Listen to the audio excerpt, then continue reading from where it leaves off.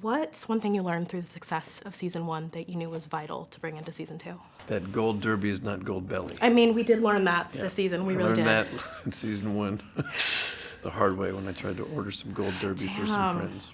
You guys don't deliver ribs. Not apparently. Yet. Season 1 that we applied to season 2. Well, we finished almost all of season 1 before it aired. So I think the biggest thing we learned was proof of concept, that the speculative thing that we wasn't sure if it was going to work, worked really well, and we could feel confident about coming back in and applying that same methodology again. So I don't know that it was anything corrective. It was more sort of validating. Last season, Robbie kind of got to own the pit, do whatever he wanted. This season, Dr. Alashimi is giving him a little bit of someone to buck up against. How is it helping him give up a little bit of control this season? As the actor or as the character? Both. I just plain, you know. As the actor, I welcome conflict because It's always fun to play. And I welcome actors of the caliber that we have with Sapide. Sapide Mwafu, who plays Dr. Alashidi, has been a really wonderful addition to our cast. She hit the ground running in terms of wanting to learn all the pronunciation and all the procedures. She's extremely focused and a really great tennis player in these scenes. So I personally like working with her very much. Robbie hates working with her because she's a totally different school than the one that he comes from.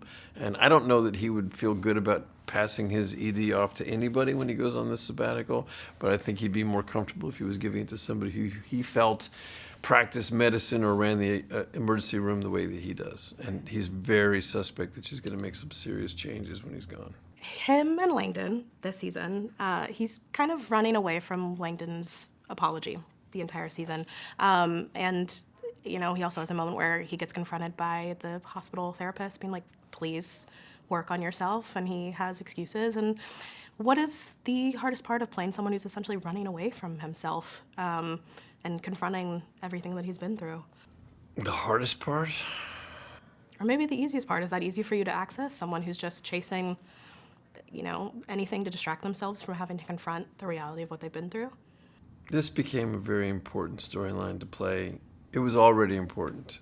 And then about halfway through this season, we had a guest came out last year, a friend of our director named John Cameron, came out from Austin, Texas, ER doctor, attending guy roughly my age, came out, sat on set for a while, enjoyed being there, went back to Texas to his hospital. And he wrote us this year that there's this guy that worked at that hospital that was sort of their Robbie, you know, who had gotten them through COVID and who was really, you know, a beloved leader and figure in this hospital, and that guy had finished his shift and gone home and killed himself. And he reached out to me to see if I wouldn't mind sending a video to their staff saying, you know, I'm really sorry, and hang in there, and this is hard.